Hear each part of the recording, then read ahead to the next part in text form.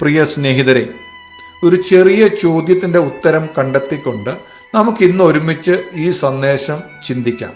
ചോദ്യം ഇങ്ങനെയാണ്: നിങ്ങൾ ഇതുവരെയും കയറിയിട്ടില്ലാത്ത ഒരു വാഹനത്തിൻ്റെ പേര് പറയാമോ? എനിക്കറിയാം നിങ്ങളിൽ മിക്ക പേർക്കും ഏതെങ്കിലും ഒരു വാഹനത്തിൻ്റെ പേര് പറയാനുണ്ടാകും. ചിലർ പറയും, ഞാൻ എല്ലാ വാഹനത്തിലും കയറിയിട്ടുണ്ട്. നമുക്കതൊന്നും ചിന്തിക്കാം. ഇരുചക്ര വാഹനങ്ങളായ സൈക്കിള്, സ്കൂട്ടർ, ബൈക്ക്, ഇതിൽ മിക്ക പേരും കയറിയിട്ടുണ്ടാകാം. ഇനി കയറിയിട്ടില്ലാത്തവരും കാണും. ഇനി കാറിലും ബസ്സിലും ഒക്കെ യാത്ര ചെയ്തവരുണ്ടാകും. അവർ പറയും, ഞാൻ ട്രെയിനിൽ കയറിയിട്ടില്ല, ട്രെയിനിൽ കയറാൻ എനിക്ക് ഭയങ്കര ആഗ്രഹമാണെന്ന്. ഇനി അതിലും യാത്ര ചെയ്തവർ പറയും, വിമാനത്തിൽ കയറാൻ എനിക്ക് ഭയങ്കര ആഗ്രഹമാണ്, ഇതുവരെയും വിമാനത്തിൽ കയറിയിട്ടില്ല എന്ന്. ഇനി ഇതിലെല്ലാം കയറിയവർ പറയും, ഇനി ഏത് വാഹനം? ഞാൻ എല്ലാത്തിലും കയറിയിട്ടുണ്ടല്ലോ എന്ന് പറയും. ഞാൻ പറയട്ടെ, റോക്കറ്റിൽ കയറിയിട്ടുണ്ടോ നിങ്ങൾ? ഈ അടുത്ത സമയത്ത് ടൂറിസമിൻ്റെ ഭാഗമായി അമേരിക്കയിലുള്ള ചില കമ്പനികൾ റോക്കറ്റിൽ ആൾക്കാരെ ഇരുത്തി അന്തരീക്ഷത്തിൻ്റെ അതിര്, അതായത് ശൂന്യാകാശം ആരംഭിക്കുന്ന ആ ഭാഗം വരെ റോക്കറ്റിൽ കടന്നുപോയി അവിടെ നിന്നുകൊണ്ട് ഭൂമിയും ശൂന്യാകാശം ഒക്കെ കണ്ടേച്ച് ചില മിനിറ്റുകൾക്ക് ശേഷം അവർ മടങ്ങി തിരിച്ച് ഭൂമിയിൽ വന്നിറങ്ങി ഈ അടുത്ത സമയത്ത്. ഇപ്പം അങ്ങനെ ശൂന്യാകാശത്ത് പോകുന്നതും ഒരു യാത്രയായി കാണുന്നവരുണ്ട്. അതിന് വളരെ പണച്ചെലവുണ്ട് എന്നുള്ളത് പരമാർത്ഥമാണ്. എങ്കിലും അത്രയും ഉയരത്തിൽ പോകാൻ കഴിയുമെങ്കിൽ അവിടെയും പോകണം എന്ന് ആഗ്രഹിക്കുന്നവരുണ്ട്. നമ്മുടെ മനസ്സിൻ്റെ ചിന്തിക്കാനും സങ്കല്പിക്കാനുമുള്ള കഴിവ് വളരെയധികമാണ്.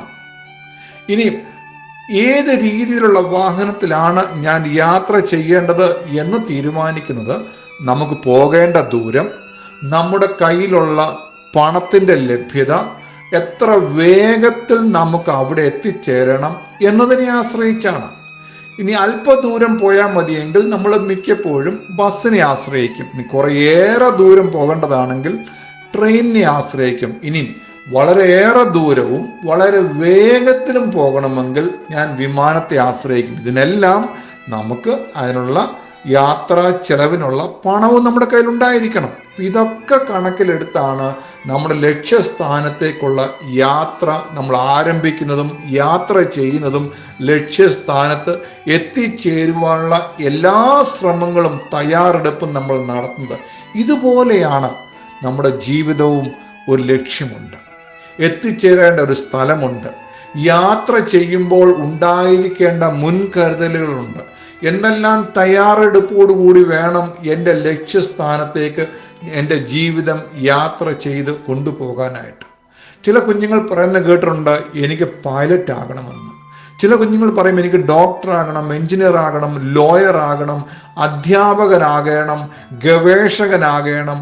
ഇങ്ങനെ വിവിധ തരത്തിൽ എത്തിച്ചേരുവാനുള്ള ആഗ്രഹങ്ങൾ പല കുഞ്ഞുങ്ങളിലുമുണ്ട്. എന്നാൽ എല്ലാവരുടെയും എല്ലാ ആഗ്രഹങ്ങളും അവർ ഉദ്ദേശിക്കുന്നത് പോലെ എത്തിയില്ല എങ്കിലും എല്ലാവർക്കും ഏതെങ്കിലുമൊക്കെ ലക്ഷ്യസ്ഥാനങ്ങളുണ്ട്. ഇനി അതിന് നിങ്ങളെ കൈപിടിച്ച് മുന്നോട്ട് നയിക്കുവാൻ, നിങ്ങളെ പ്രോത്സാഹിപ്പിക്കുവാൻ അനേകരെ ദൈവം ഒരുക്കും. നമ്മൾ ആരും ജനിച്ചപ്പോഴേ എനിക്കൊരു പൈലറ്റ് ആകാൻ വേണ്ടി ഒരു വിമാനം കൊണ്ടല്ല ഞാൻ ജനിച്ചു വന്നത്, അല്ലെങ്കിൽ ട്രെയിനിങ് തരുന്ന സ്ഥാപനങ്ങളെ ഞാൻ ഉണ്ടാക്കിയിട്ടല്ല ഞാൻ വിമാനം ഓടിക്കാനുള്ള പൈലറ്റ് ആകാൻ സാധിച്ചത്. പറയട്ടെ, നമുക്ക് വേണ്ടിയ സാഹചര്യങ്ങളെ ദൈവമാണ് ഒരുക്കുന്നത്. നമ്മുടെ നല്ല മാതാപിതാക്കൾ, നല്ല അധ്യാപകർ, നല്ല സ്നേഹിതർ, നല്ല അറിവും പക്വതയുമുള്ളവർ, ഇവരൊക്കെ ദൈവം ഒരുക്കിത്തരും. എന്നാൽ ഇങ്ങനെയുള്ള സാഹചര്യങ്ങൾ ലഭിക്കാത്ത കുഞ്ഞുങ്ങൾ പലപ്പോഴും വിഷമിക്കുന്നത് ഞാൻ കണ്ടിട്ടുണ്ട്.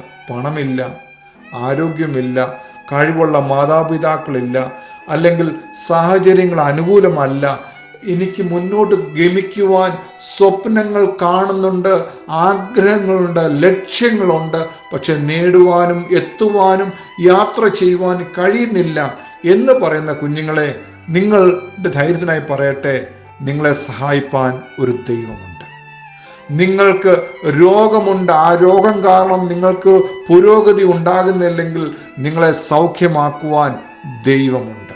നിങ്ങളുടെ മാതാപിതാക്കൾക്ക് രോഗമുണ്ട്, അധ്വാനിക്കുവാൻ പണം നേടുവാനുള്ള കഴിവില്ല, അവരുടെ ജോലി ചെയ്യുന്നത് കൊണ്ടുണ്ടാകുന്ന വരുമാനം കുടുംബത്തിൻ്റെ ആവശ്യത്തിന് തികയുന്നില്ലെങ്കിൽ നിങ്ങളെ സഹായിപ്പാൻ ഒരു ദൈവമുണ്ട്. ജീവനുള്ള ദൈവം പറയുന്നു, നിങ്ങളെ ഉന്നത നിലവാരത്തിൽ എത്തിക്കുവാൻ, നിങ്ങളെ സഹായിക്കുവാൻ, നിങ്ങൾക്ക് പുരോഗതി ഉണ്ടാക്കി തരുവാൻ ദൈവം നിങ്ങളുടെ കൂടെയുണ്ട്. ദൈവം പറയുന്നു, ഞാൻ സമീപസ്ഥനാകുന്നു. എന്നെ അന്വേഷിക്കുന്നവർ, അതായത് ദൈവത്തെ അന്വേഷിക്കുന്നവർക്ക് ദൈവം സമീപസ്ഥനാകുന്നു. ഇങ്ങനെ കരുതുകയും സ്നേഹിക്കുകയും പരിപാലിക്കുകയും ചെയ്യുന്ന ഒരു ദൈവമുള്ളപ്പോൾ നാം എന്തിനു വിഷമിക്കുന്നു? നാം എന്തിനു നിരാശപ്പെടുന്നു? ദൈവം ഒന്നല്ലെങ്കിൽ മറ്റൊരു വഴിയിലൂ കാണിച്ചു തന്ന് നിങ്ങളെ നടത്തും. ഒരു വഴി അടഞ്ഞാൽ മറ്റൊരു വഴി നിങ്ങൾക്ക് തുറന്നു വരും. ഒരു വാതിൽ നിങ്ങൾക്ക് അടഞ്ഞു പോയെങ്കിൽ നിങ്ങൾ നിരാശപ്പെടരുത്. പുതിയൊരു വാതിൽ നിങ്ങൾ തുറന്നു തരും. ഞാൻ എപ്പോഴും ആഗ്രഹിക്കുന്ന ഒരു കാര്യമാണ്, ഞാൻ ദൈവത്തോട് പ്രാർത്ഥിക്കും, ദൈവമേ, ദൈവം ആഗ്രഹിക്കുന്ന വഴിയിലൂടെ എന്നെ നടത്തണമേ. ദൈവം ചിന്തിക്കുന്ന ചിന്തകൾ എന്നെക്കുറിച്ചുള്ളത് അങ്ങനെ ചിന്തിപ്പാൻ എൻ്റെ മനസ്സിനെ പാകപ്പെടുത്തി തരണമേ എന്ന് ഞാൻ ദൈവത്തോട് പറയാറുണ്ട്. ദൈവം ഇതിനായി നമ്മെ സഹായിക്കട്ടെ.